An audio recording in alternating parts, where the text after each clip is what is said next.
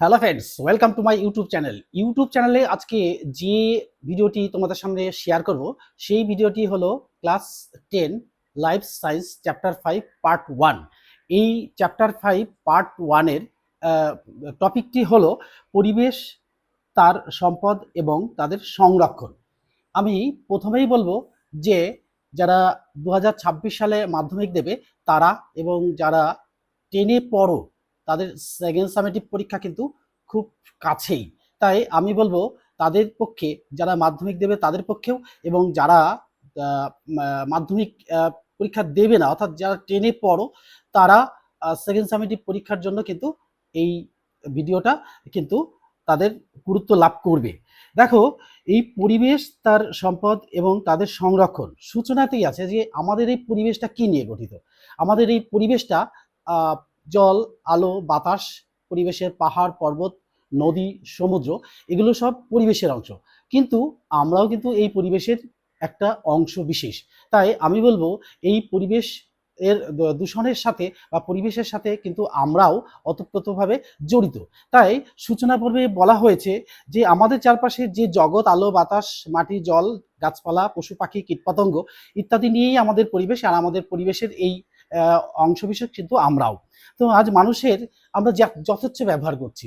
এই যথেচ্ছ ব্যবহারের ফলে পরিবেশ নানা কারণে দূষিত হয়ে পড়ছে, আর এই দূষণের জন্য আমরাও কিন্তু খুব দায়ী। কি কি হচ্ছে? ভূমিকম্প, দাবানল, অগ্নুৎপাত অর্থাৎ আগ্নেয়গিরির অগ্নুৎপাত, বন্যা, খরা প্রভৃতি কারণে এই পরিবেশ দূষণের কবলে পড়েছে। এই প্রাকৃতিক সম্পদ ক্রমশ হ্রাস পাচ্ছে, ফলে পৃথিবীর বুকে একটা নেমে আসতে চলেছে ভয়ঙ্কর বিপদ। এই ভয়ঙ্কর বিপদের হাত থেকে কিন্তু রক্ষা করা আমাদেরই দায়িত্ব। তাই এই চ্যাপ্টারে প্রথমেই আছে নাইট্রোজেন। নাইট্রোজেন, দেখো, বাতাসে যত রকম পদার্থ আছে অর্থাৎ যত গ্যাসীয় পদার্থগুলো রয়েছে সেই পদার্থগুলোর মধ্যে নাইট্রোজেনের মাত্রা কিন্তু সবচেয়ে বেশি। বাতাসে 77.16 বা 77.17% হচ্ছে নাইট্রোজেন। এই নাইট্রোজেন ছাড়া প্রকৃতি কিন্তু অচল। তাছাড়াও রয়েছে নানান গ্যাস, অক্সিজেন, হিলিয়াম, নিয়ন, কার্বন ডাইঅক্সাইড ইত্যাদি গ্যাসগুলো কিন্তু এই পরিবেশের মধ্যে রয়েছে। তো আমাদের এই চ্যাপ্টারে এই নাইট্রোজেন চক্র, এই নাইট্রোজেন চক্রটা বলতে গেলে একটা সংজ্ঞা আমি বলবো, আর এই সংজ্ঞার সাথে সাথে আমরা বা আমি বোর্ডে একটা চিত্র তোমাদের সামনে পরিবেশন করেছি। সেই চিত্রের মধ্যে দিয়ে আমরা সহজেই বুঝে যাব, বা আমি তোমাদের সহজেই বোঝাতে পারবো যে এই নাইট্রোজেন চক্রটা কি। দেখো, এখানে একটা সংজ্ঞা হিসেবে বলেছে নাইট্রোজেনের প্রধান উৎস হলো বায়ুমণ্ডল, অর্থাৎ বায়ুমণ্ডলের মধ্যে 77.16% নাইট্রোজেন রয়েছে। এই নাইট্রোজেন আর বাকিটা রয়েছে মাটির নাইট্রেট লবণ। তো বায়ুতে যে পরিমাণ নাইট্রোজেন রয়েছে তার গুরুত্ব কিন্তু অপরিসীম। তাই উদ্ভিদ ও প্রাণী কেউ সরাসরি নাইট্রোজেন গ্রহণ করতে পারেন না। নাইট্রোজেনের সংবর্ধনকারী ব্যাকটেরিয়া, নীলাভ সবুজ শৈবাল, মিথজীবী ব্যাকটেরিয়া, রাইজোবিয়াম প্রভৃতি বায়ু থেকে সরাসরি নাইট্রোজেন শোষণ করে মাটিতে আবদ্ধ করে। আর এই মাটিতে এই নাইট্রোজেন হলো NO3 রূপে সঞ্চিত থাকে। আর ডিনাইট্রিফাইড প্রক্রিয়ায় নাইট্রোজেন যৌগ ভেঙে N2 উৎপন্ন হয় আর বায়ুতে ফিরে আসে। সুতরাং বায়ু থেকে মাটিতে এবং মাটি থেকে বায়ুতে নাইট্রোজেনের এই আবর্তনকেই বলা হয় নাইট্রোজেন চক্র। ঠিক জলচক্রের মতো, যেমন যে মেঘ থেকে বৃষ্টি, বৃষ্টি থেকে আবার জলীয় বাষ্প থেকে মেঘ, মেঘ থেকে আবার বৃষ্টি, এইভাবে যেমন চলে ঠিক নাইট্রোজেনটা সেইভাবেই চলে। তো দেখো, আমি একটা চিত্র দিয়েছি যে বায়ুতে নাইট্রোজেনের পরিমাণ 77.16। এই নাইট্রোজেনটাই কিন্তু বাতাসের মধ্যে সবচেয়ে বেশি পরিমাণে থাকে। আর এই নাইট্রোজেনের স্থিতিকরণ, এই নাইট্রোজেন প্রথমত আসে উদ্ভিদ দেহে, এই নাইট্রোজেন আসে, তারপরে উদ্ভিদ দেহ থেকে আমরা সেই উদ্ভিদকে গ্রহণ করি, প্রাণী দেহে নাইট্রোজেন চলে আসে। তারপরে দেখো, এই কিছু ব্যাকটেরিয়া, সাধারণত অ্যামোনিয়া জাতীয় পদার্থগুলো, যে ব্যাকটেরিয়াগুলো পচনশীল প্রক্রিয়ার মাধ্যমে এই অ্যামোনিফিকেশন ঘটে। এবার এই অ্যামোনিফিকেশন ঘটার পরে তার থেকে উৎপন্ন হয় নাইট্রেট। আর এই নাইট্রেট কি হয়? নাইট্রিফিকেশন হয়। এই অ্যামোনিয়াতে পচনের ফলে নাইট্রিফিকেশন হয়। এই নাইট্রিফিকেশনের পরে চলে আসে নাইট্রেট। এই নাইট্রেট সরাসরি চলে যায় কোথায়? নাইট্রোজেন, সরাসরি নাইট্রেট চলে যায় এই নাইট্রোজেন মোচন, অর্থাৎ পরিবেশ থেকে নাইট্রোজেন এলো, অর্থাৎ নাইট্রোজেন স্থিতিকরণ হলো এবং উদ্ভিদ দেহে আসলো। উদ্ভিদ থেকে উদ্ভিদ বিভিন্নভাবে নাইট্রোজেন গ্রহণ করে এবং তার থেকে আমরা পানি দিয়ে নাইট্রোজেন পেয়ে গেলাম। আর এই নাইট্রোজেন এই অ্যামোনিয়া ব্যাকটেরিয়ার পচনের ফলে এটা হলো নাইট্রিফিকেশন হয়ে গেল।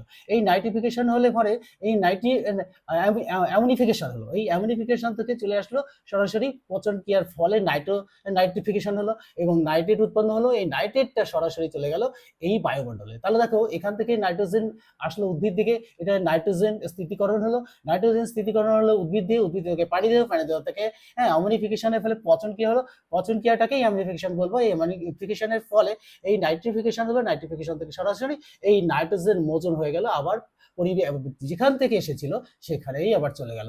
এই প্রক্রিয়াটাকেই আমরা বলবো নাইট্রোজেন, নাইট্রোজেন চক্র। এবার দেখো নাইট্রোজেন চক্রর পরে আমি তোমাদের সামনে আলোচনা করব, এটা আলোচনা হয়ে গেল। এবার পরিবেশ দূষণ। দেখো পরিবেশ নানা কারণে দূষিত হয়।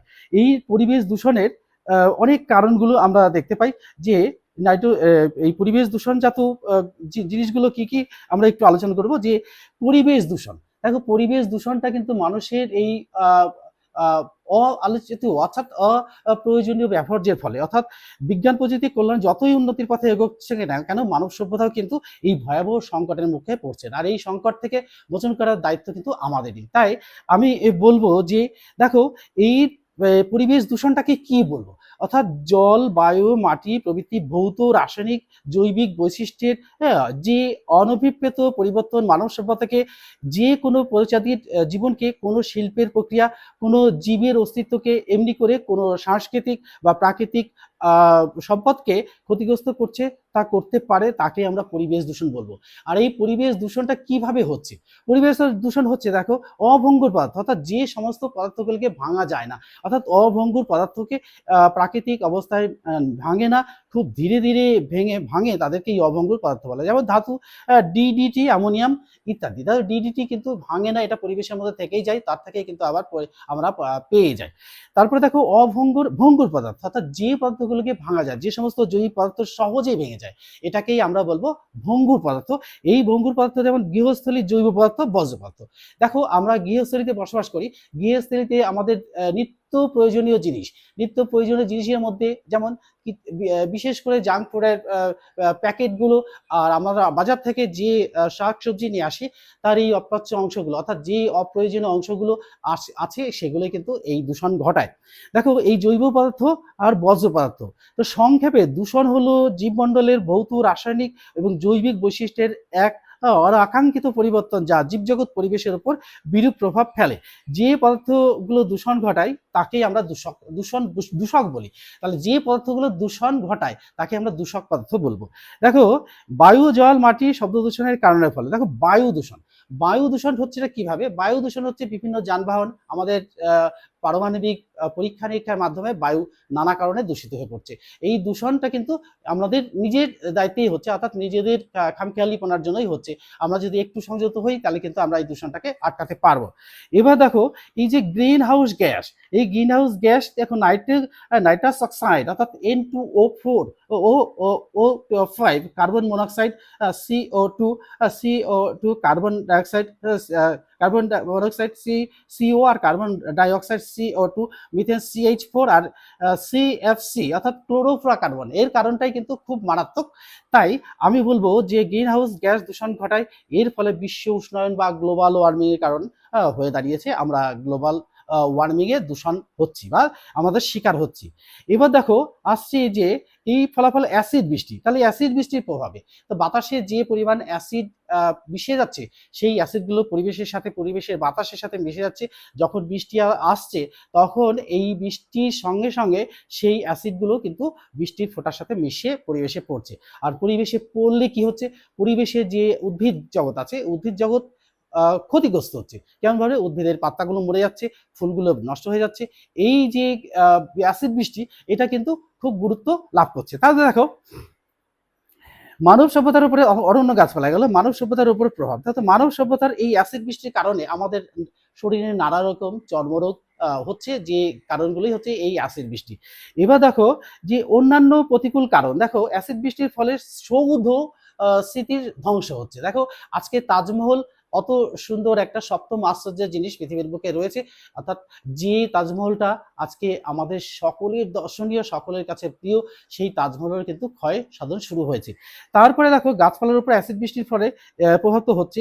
অন্যান্য প্রতিকূল প্রভাব, অম্ল বৃষ্টির ফলে বৃহৎ অট্টালিকা, ঐতিহাসিক সৌধ যেগুলি রক বা লাইমস্টোন বা মার্বেল নির্মিত হচ্ছে, তা আমরা আজকে বাড়িতে তাজমহল যেমন মার্বেলে তৈরি, আমরাও বাড়িতে তাজ মার্বেল দিয়েই কিন্তু আমাদের বাড়িতে মেঝেটাকে বা সাজানো গোছানোটাকে করছি, তার উপরে কিন্তু এফেক্টটা আসছে। তাই আমি বলবো যে এই যে অ্যাসিড বৃষ্টির কারণে পরিবেশ দূষণ হচ্ছে তা কিন্তু আমাদের একটু আটকাতেই হবে।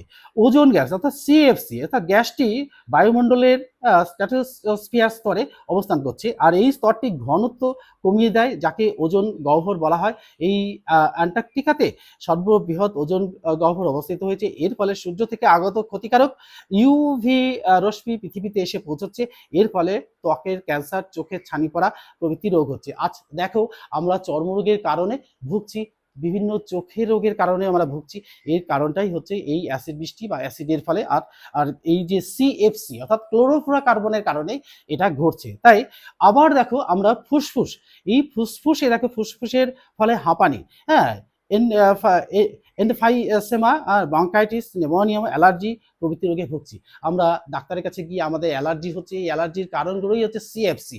আমাদের ফুসফুসের রোগ হচ্ছে, ফুসফুসের চিত্রটা দেখলেই আমরা যদি যে ফুসফুস আমাদের সুস্থ ফুসফুস আর অসুস্থ ফুসফুস দেখলেই কিন্তু আমরা ভয় পেয়ে যাই যে কি এত বড় একটা কারণ হচ্ছে এই সিএফসির কারণে। তাই আমাদেরও সংযত থাকা উচিত যে আমাদের এই সিএফসি যাতে না উৎপন্ন হয়, এবং এই সিএফসির কারণ থেকে অর্থাৎ সিএফসির এফেক্ট থেকে আমাদেরকে রক্ষা করতেই হবে। তাই এই চ্যাপ্টারটা অর্থাৎ এই পরিবেশ এবং পরিবেশ সম্পদ অর্থাৎ আমরা পরিবেশের অংশ, পরিবেশের যে সমস্ত সম্পদগুলো আছে সেই সম্পদগুলো রক্ষা করার দায়িত্ব কিন্তু আমাদের। তাই আমি বলবো যে 2026 সালে যারা মাধ্যমিক দেবে আর সেকেন্ড সেমিস্টার পরীক্ষায় 10-এ যারা পড়ো তাদের এই চ্যাপ্টারটা কিন্তু বেশ বেশ প্রয়োজনীয়। তাই আমি বলবো যে এই পরিবেশ চ্যাপ্টার থেকে অর্থাৎ 5 চ্যাপ্টারটা তোমরা সবাই ভালো করে পড়বে।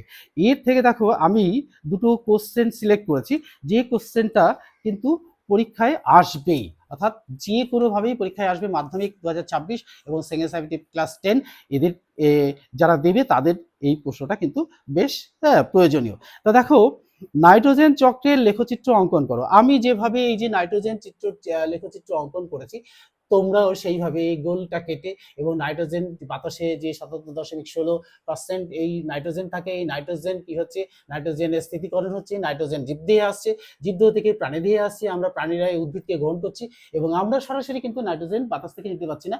আমরা যে বাতাস থেকে নাইট্রোজেনটা নিচ্ছি আমাদের প্রয়োজনীয় অক্সিজেনটা নিয়ে আমরা বাকিটা পরিবেশে ছেড়ে দিচ্ছি। তাই আমরা নাইট্রোজেনটা গ্রহণ করবো কোথা থেকে, এই উদ্ভিদদেহ থেকে। এই উদ্ভিদদেহ থেকে নাইট্রোজেন প্রাণীদেহে এলো অর্থাৎ অ্যামোনিফিকেশন হলো, আর বিভিন্ন ব্যাকটেরিয়ারা এরা কিন্তু গ্রহণ করতে পারে। এটাই হলো সেই পচনশীল ক্রিয়ার মাধ্যমে নাইট্রিফিকেশন হলো। তারপরে নাইট্রোজেন আবার সরাসরি কোথায় গেল, হ্যাঁ, নাইট্রোজেন মোচন হয়ে পরিবেশে মিশে গেল।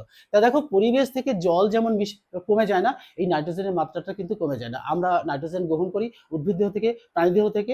এই নাইট্রোজেন প্রাণীদের দেহ থেকে কিভাবে, মাংস খাই, মাছ খাই, ডিম খাই, এর থেকে আর শাকসবজির মধ্যে থেকে আমরা এই নাইট্রোজেন পেয়ে থাকি। আমরা যখন মরে যাই আমাদের দেহের অংশবিশেষ পচন ক্রিয়ার ফলে কি হচ্ছে, আবার এই যে নাইট্রিফিকেশন হয়ে যাচ্ছে, নাইট্রিফিকেশন হওয়ার ফলে নাইট্রেট তৈরি হচ্ছে। এই নাইট্রেট সরাসরি এই নাইট্রোজেন মোচন প্রক্রিয়ার মাধ্যমে বায়ুমণ্ডলে মিশে যাচ্ছে, অর্থাৎ এই নাইট্রোজেন কিন্তু কমছে না, পরিবেশ থেকে আসছে আবার পরিবেশে চলে যাচ্ছে। তাই এই চ্যাপ্টারের এই কোশ্চেন, এই যে নাইট্রোজেন চক্র অর্থাৎ এই নাইট্রোজেন চক্রের লেখচিত্র অঙ্কন করো। আরেকটা কোশ্চেন অন্যভাবে আসতে পারে, পরিবেশে নাইট্রোজেনের উৎসগুলি কি কি, অর্থাৎ কোথা থেকে নাইট্রোজেনটা আসছে সেই উৎসগুলিকে চিহ্নিতকরণ করতে হবে, আর নাইট্রোজেনের একটা চিত্রের মাধ্যমে অর্থাৎ লেখচিত্রের মাধ্যমে এটাকে পরিবেশন করতে হবে। তাই আমি বলবো এই দুটো কোশ্চেন দুভাবে তোমাদের আসতে পারে, তোমরা এই কোশ্চেন দুটো অবশ্যই পড়বে। তাহলে আজকের এই ভিডিওটি তোমাদের কেমন লাগলো তা অবশ্যই কমেন্ট বক্সে জানাবে, আর কি ধরনের ভিডিও তোমরা চাইছো কমেন্ট বক্সে লিখে দিলে আমি সেই ধরনের ভিডিও তোমাদের সাথে শেয়ার করব। আর আমার এই ভিডিওটি আজকে প্রথম পার্ট, এর পরেই কিন্তু পার্ট করে অর্থাৎ 1 2 3 4 5 পর্যন্তই যেতে পারে, অবশ্যই যাবে। আর আমি পরের ভিডিওতে এই চ্যাপ্টারের সেকেন্ড পার্ট নিয়ে তোমাদের সামনে খুব শীঘ্রই হাজির হচ্ছি। আজকের মতো তাহলে এখানেই শেষ করছি, পরের ভিডিওতে আবার তোমাদের সাথে দেখা হচ্ছে। Good bye friends.